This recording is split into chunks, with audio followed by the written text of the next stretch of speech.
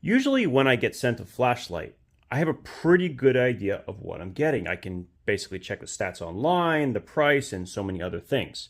So it's not often that I get a flashlight or any item and then I'm completely surprised, but I definitely was with this. This is the Skilhunt M150 version 3. And I have to tell you, this flashlight is a wonderful surprise.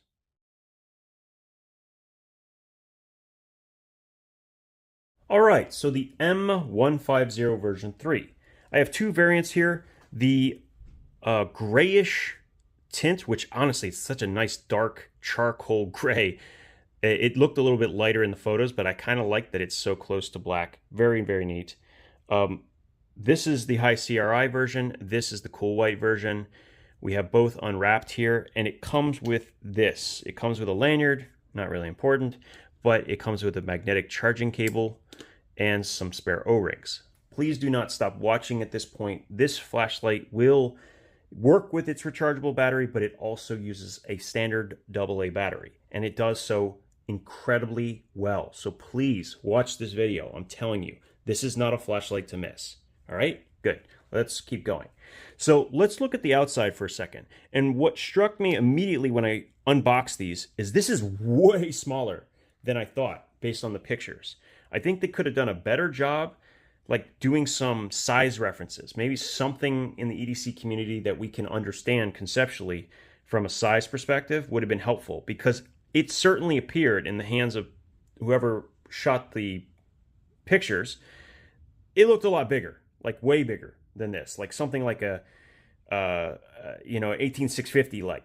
But when you look at it now, I mean, this is the i3T. This is the i3T, okay, which is a AAA flashlight.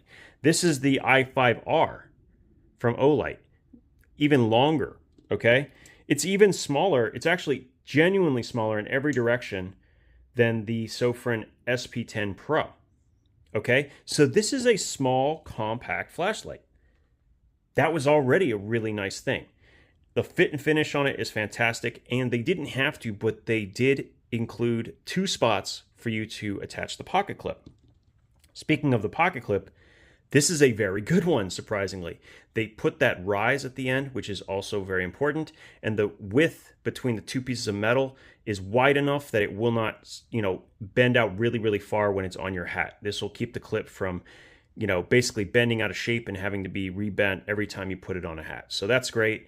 Did a pretty good job here. And what I didn't realize is because they made the clip so long, especially when you compare it to some of the smaller ones, you can actually attach it either direction and still carry it in the pocket with very, very little showing. That's great because if you get your pocket clips caught on things regularly, when you have it in this orientation, you're only exposing one piece of metal. In this orientation, you're exposing this whole loop of metal to the outside. So if you work in a space, things can get caught, you can switch it around. And basically, you don't lose any functionality. You don't have to swap it. Very, very, very cool. That's where it begins. Now, it also, interestingly, they have 2 different polarities. I guess they don't check the magnets.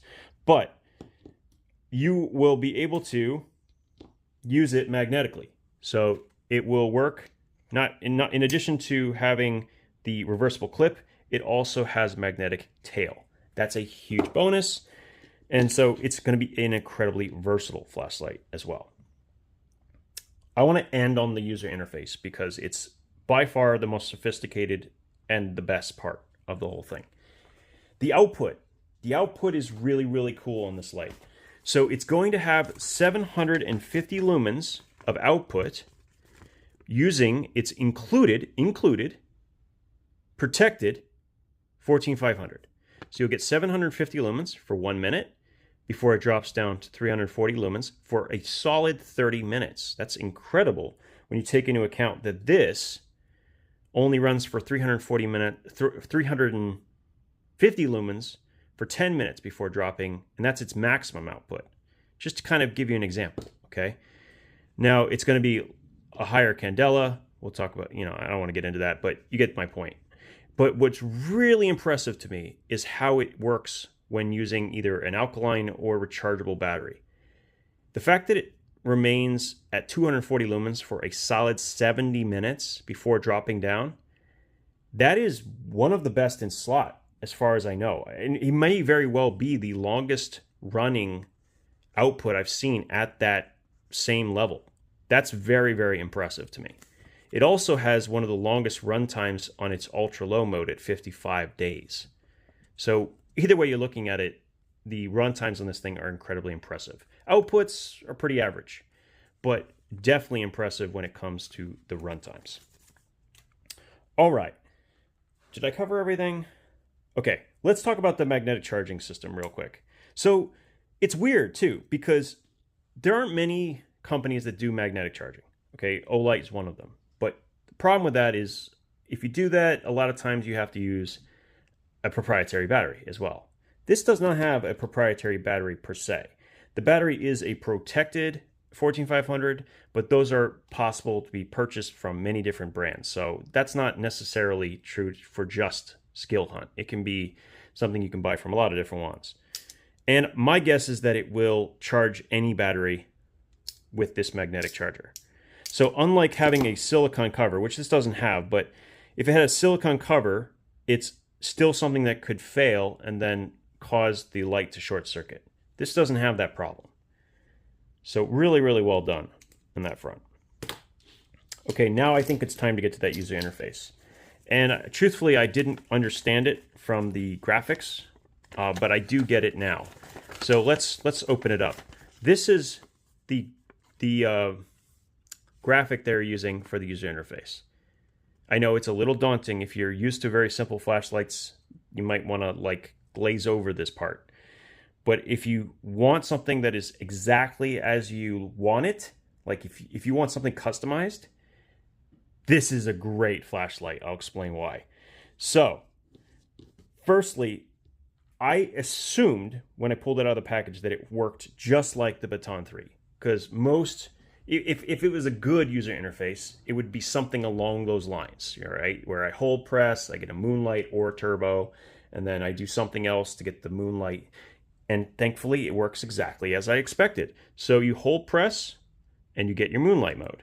Turn it off. You double press, you get your turbo mode. Turn it off. Okay? So far, so good. When I single press, I get whatever is memorized in the 3 middle settings. That's exactly what I expected. But it's the extra stuff that I didn't expect.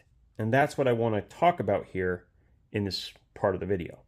So starting with the strobe. Now everyone's like, oh, strobe. And I'm with them. Like, I don't like strobes. But the way they've done a strobe, everyone should do it this way. It's the best thing I've ever seen. So if I triple click, 1, 2, 3, notice that it's a flashing light like this. What I've set it up to do is to become a beacon. Okay? And so it will just flash periodically, and this lasts for a very, very long time, like days and days and days of runtime. Okay, and it's a safety feature. It's designed to continually put out some amount of light so somebody can find you. That's the whole point. Now, if I double press, it will go to the tactical mode, the tactical strobe, and if I double press again, it'll go to an SOS function. The crazy thing here is if I turn it off, and then I turn the strobe function back on, it comes back in on whatever strobe function I had saved. So there's multiple different instances in this flashlight where you can save your preferences and it will remember it for next time. And it does so independently of everything else.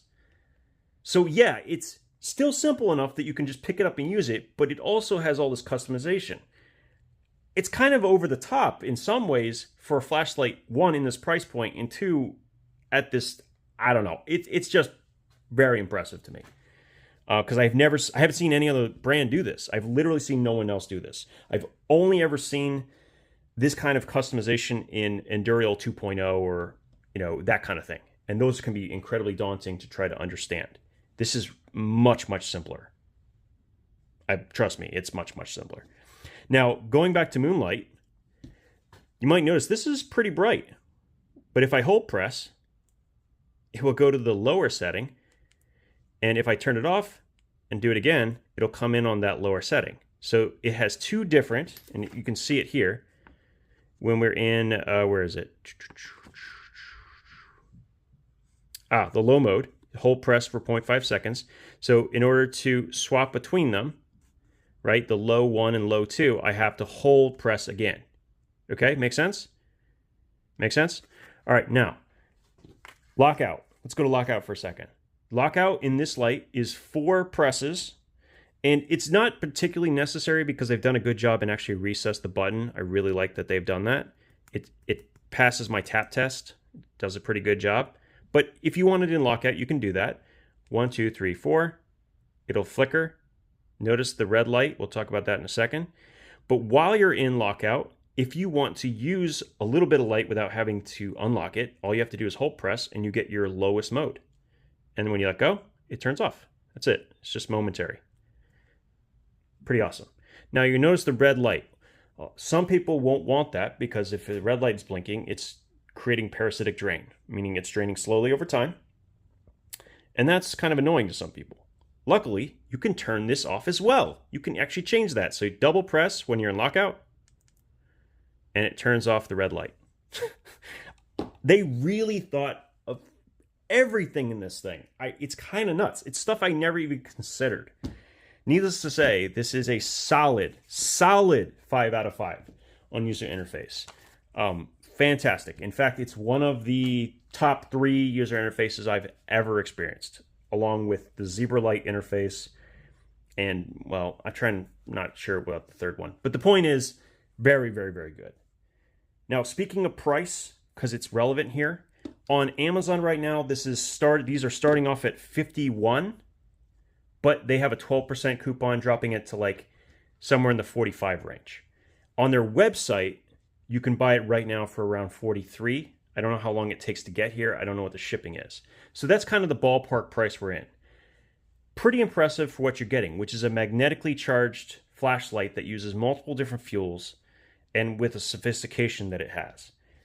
All in all, I am insanely impressed, to say the least. I am very, very impressed. And, you know, the whole thing, I'm doing this and I haven't even played with the high CRI version. Let me just check that out. Versus, oh wait. All right.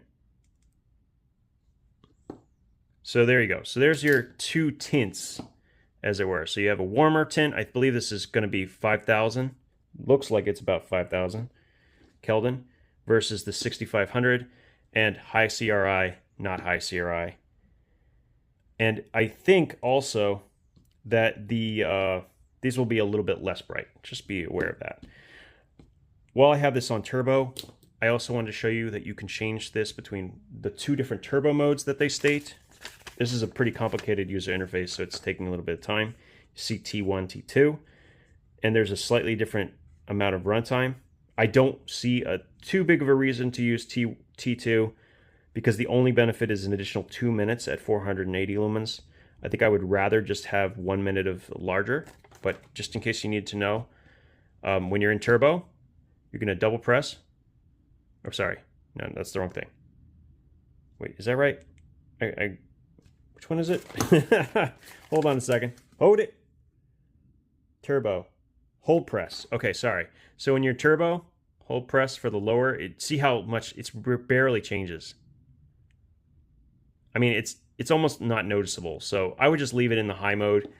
I think in this case, I think they should have dropped it even lower to get a further runtime increase to make the separation feel a little bit bigger. But overall, I mean, it's still customization that you can use to your advantage. Perfect.